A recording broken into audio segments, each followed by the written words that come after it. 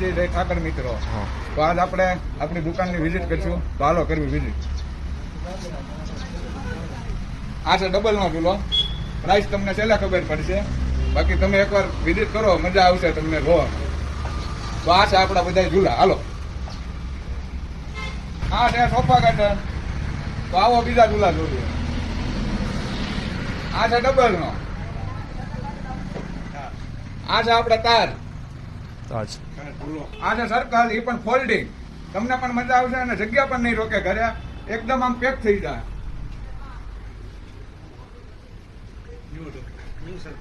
આ છે new circle.